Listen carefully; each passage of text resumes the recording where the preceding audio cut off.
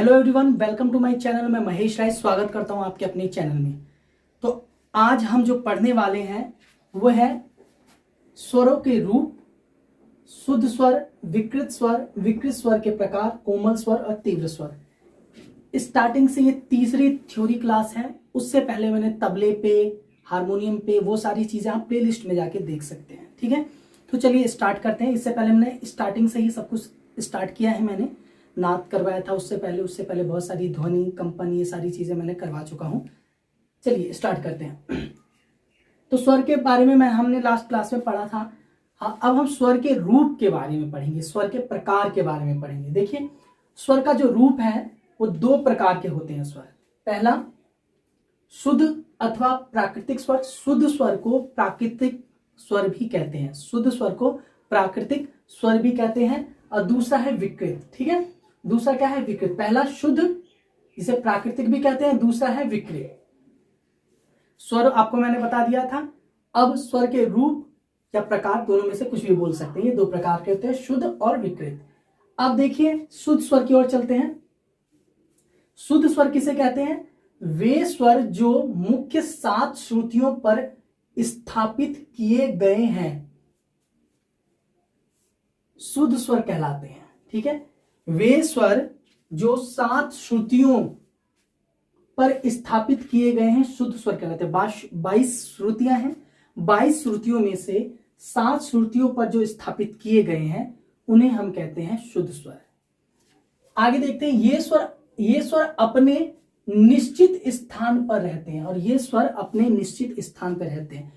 शुद्ध स्वरों को एक निश्चित स्थान दिया गया है। ठीक है, शुद्ध स्वरों को एक अपना निश्चित स्थान दिया गया है, वो वहीं रहते हैं। ओके, वे स्वर जो मुख्य 7 श्रुतियों पर स्थापित किए गए हैं शुद्ध स्वर कहलाते हैं। 22 श्रुतियों में से 7 श्रुति पर शुद्ध स्वरों को स्थापित किया गया है।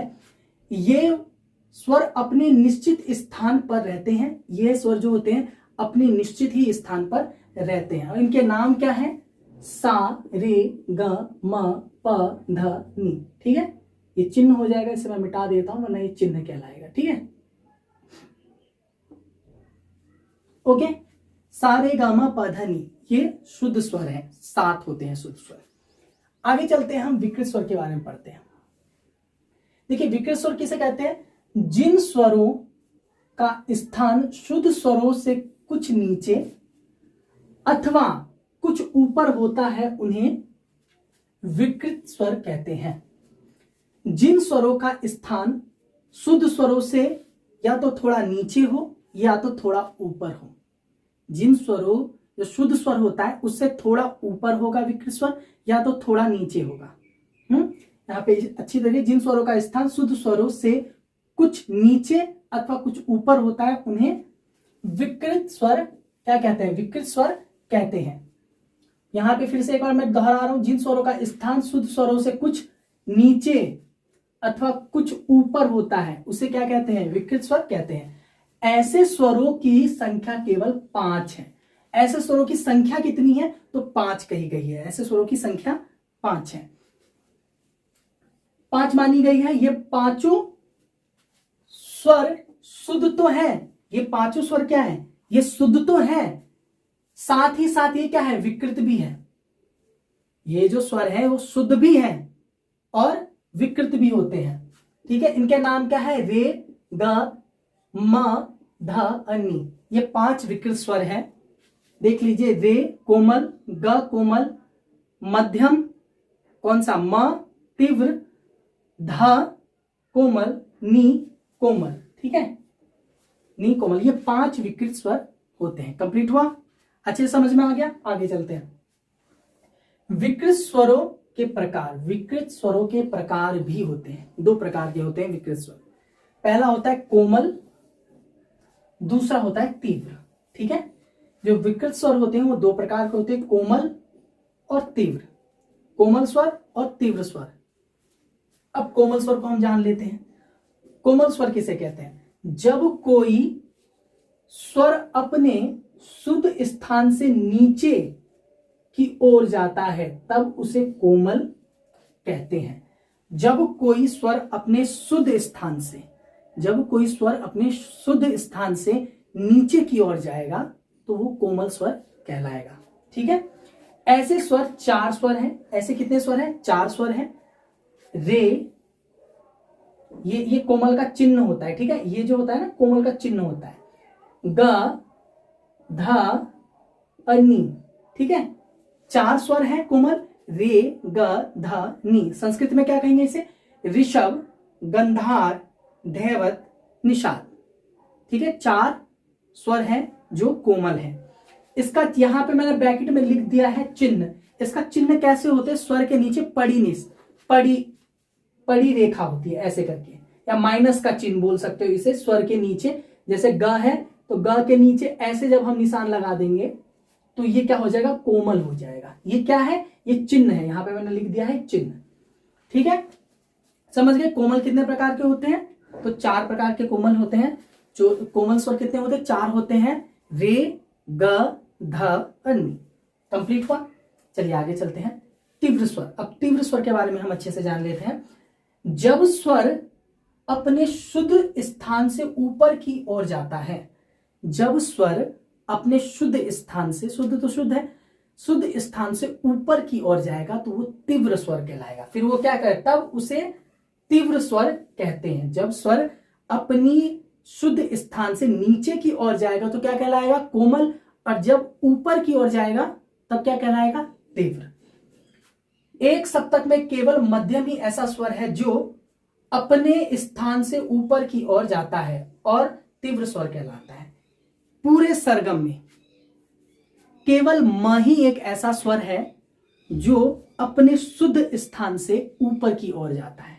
मतलब कि जो मध्यम है, जो म है, उसका कोमल नहीं होता, उसका केवल शुद्ध होता है और वो तीव्र होता है। वो अपने शुद्ध स्थान से ऊपर की ओर जाता है, नीचे की ओर नहीं जाता है। इसलिए जो मध्यम है, म है, वो शुद्ध है और साथ में ही क्या है? तीव्र भी है। तो अच्छी तरीके से यहां पे मैंने मेंशन कर दिया, जब स्वर अपने शुद्ध स्थान से ऊपर की ओर जाता है तब उसे तीव्र स्वर कहते हैं। एक सप्तक में केवल कौन सा स्वर है? मध्यम ही ऐसा स्वर है जो अपने स्थान से ऊपर की ओर जाता है और क्या कहलाता है? तीव्र स्वर कहलाता है। इसका चिन्ह देख लीजिए। ये इसका चिन्ह इस प्रकार का है, जो म के ऊपर खड़ी लाइन, जैसे ये म है तो म के ऊपर ऐसी लाइन, खड़ी लाइन, तो ये क्या कहलाएगा? तीव्र। इसका चिन्ह ऐसा होता है। ठीक है, म के ऊपर इस तरीके से। समझ गए? यहां पे मैंने लिख रखा है कि स्वर के ऊपर खड़ी लाइन। ठीक है, ये इसका चिन्ह है, स्वर के ऊपर खड़ी लाइन। तो आपको समझ में आ गया? अच्छे से एक बार मैं रिवीजन करवा देता हूं ताकि आप अच्छे से समझ पाए। कोई भी प्रॉब्लम होता है वो कमेंट करके आप जरूर पूछ सकते हैं। मैंने एक माइक मंगवाया है क्योंकि जब मैं यहाँ पे वीडियो क्लास करता हूँ तो कुछ बाहर की आवाज़ आती रहती है, तो उसके लिए मैंने माइक मंगवा रखा है। वो आज या कल में आ जाएगा और फिर आपकी जो थोड़ी बहुत जो नॉइस है, जो बाहर से कभी कभी आपको सुनने को मिलता है, वो नहीं मिलेगा। वैसे तो आप पूरा ध्यान मेरी तरफ दीजिए, कोई भी दूसरी तरफ ध्यान होना ही नहीं चाहिए। जब मैं यहाँ पे खड़ा हूँ आपको समझा रहा हूँ तो सारा का सारा ध्यान यहाँ पे लगाइए। ओके, तो समझ में आ गया? चलो ऊपर से हम स्टार्ट करते हैं। स्वर मैंने बता दिया था आपको, स्वर के रूप या स्वर के प्रकार।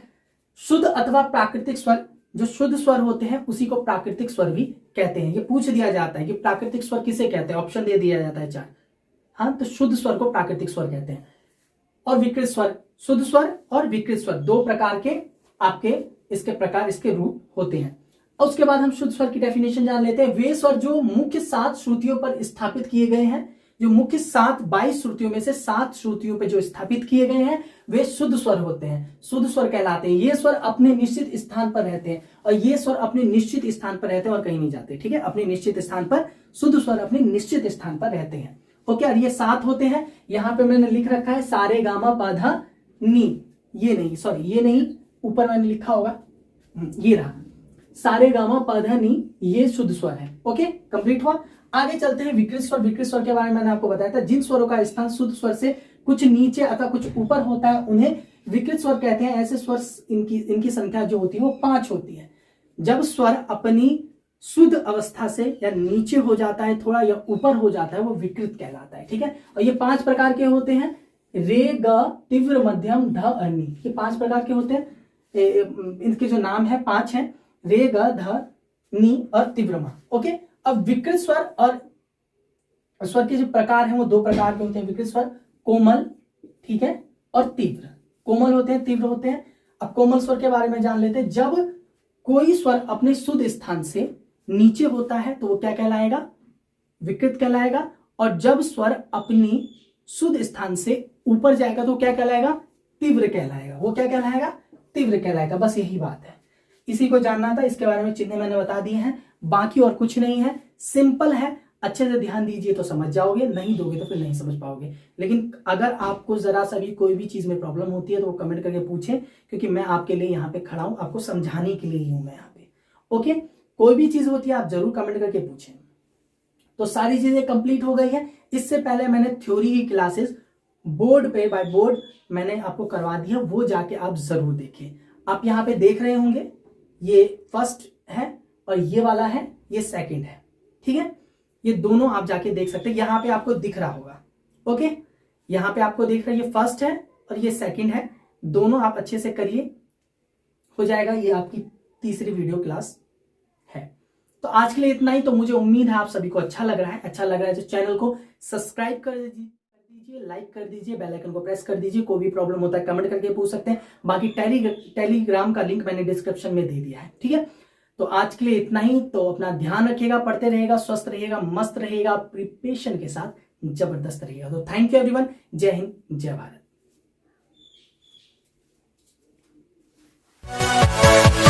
Yeah.